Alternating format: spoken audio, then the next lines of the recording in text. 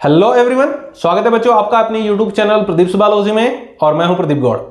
मुझे continuous message आ रहे हैं कि सर नीट 2024 का रजिस्ट्रेशन फॉर्म फिल करने में जो कोड्स हैं उसमें बहुत सारा कंफ्यूजन हो रहा है।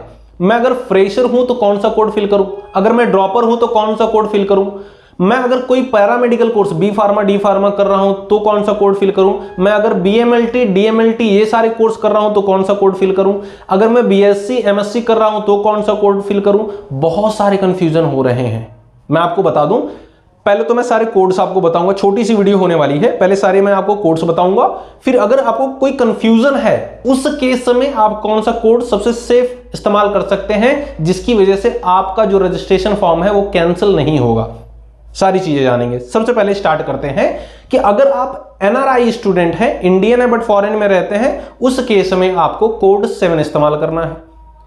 अगर आप बीएससी पास आउट हो चुके हैं, एमएससी में आपने एडमिशन ले रखा है, उस केस में कोड 6 इस्तेमाल कर सकते हैं। अगर आप बीएससी कर रहे हैं उस केस में आप कोड 5 इस्तेमाल कर सकते हैं। अगर आप किसी पैरामेडिकल कोर्स में एडमिशन कर ले रखा है आपने, या फिर आपने बीएमएस बीएचएमएस बीयूएमएस बीडीएस कर रहे हैं, बीएमएलटी डीएमएलटी कर रहे हैं, उस केस में आप कोड 4 इस्तेमाल कर सकते हैं। याद रखिएगा, अगर आप कर्नाटका बोर्ड के स्टूडेंट हैं उस केस में कोड 3 इस्तेमाल करना है आपको।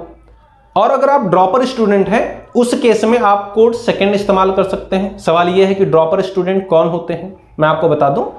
अगर आपने अपने बोर्ड 12th का एग्जाम 2023 तक या उसके पहले क्लियर कर लिया है, एग्जाम दे दिया है, उस केस में आप ड्रॉपर कंसीडर किए जाएंगे।